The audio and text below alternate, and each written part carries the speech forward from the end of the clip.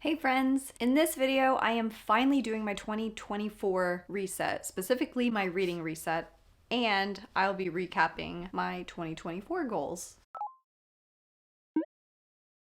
With getting back into the groove of doing videos again, I have been struggling to figure out audio and video and lighting. It's like starting all over, essentially. I have been so busy in the podcast world over on Story Darlings that I feel like I'm having to learn how to do basic things over again. That is why it's February, and I'm just now doing my yearly reset and summarizing what reading looked like for me last year. So I thought it would be good to start with some 2023 reading stats. Last year was probably the most I have ever read in a year. I read 73 books for a total of 32,504 pages. My longest book being Kushiel's Dart by Jacqueline Carey at 1,040 pages, and then my shortest, eking in at the last of the year, it was the surprise release by Sanderson, Long Chills in Casto. Long Chills in Casto I rated 3 stars. It wasn't really a book that was for me. It was charming enough. It wasn't really a genre I typically enjoy, but I appreciated the sentiment and I did enjoy it enough. Kushiel's Dart, I believe I rated that one 4 stars. It was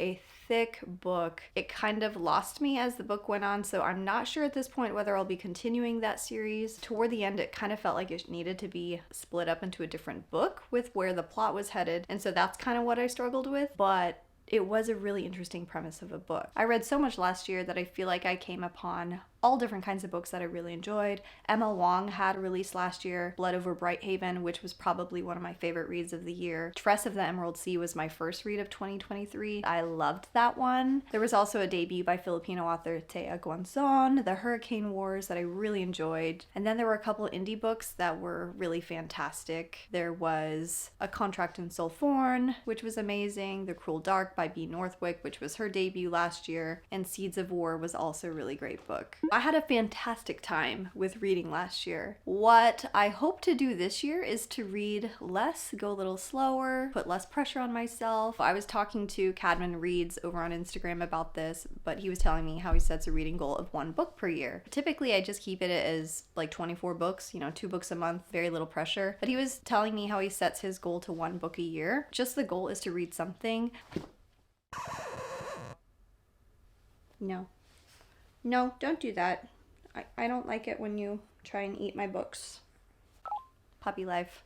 Because 1 book a year is so easy to achieve, and it just makes anything after that just frosting on the cake, and everything is just a bonus, and you get this little thrill of, I've accomplished something. So I've kind of adopted that approach this year. With that said, I also want to talk about what I want to read in February. There's only a couple weeks left. It's the month of love, so I want to read some books that are geared towards that kind of romantasy sort of genre, but it's also the last month of winter, so I want to fit one in that fits really well with that theme too. So I think I'm going to go for 4 books. I'll reveal what those books are going to be for this month. So if you haven't read any of these and want to read along with me, feel free. I'd love to have someone buddy read with me. The 4 books that I've selected to read this month are Bride by Ali Hazelwood, Gothicana by Rue Nix, I don't know if I'm pronouncing that correctly, Butcher and Blackbird by Bryn Weaver, and Pillar of Ash by H.M. Long. A few of these I've briefly talked about in my previous book haul video. I think I'm gonna read some of these and knock them off my TBR. Those are the 4 I'm most interested in reading right now because I've seen them floating around booktube and bookstagram, so hopefully those are really fun. So I think I'm just gonna vlog style document my reading experience with each of the books and then see how far I get for the month of February. Stay tuned.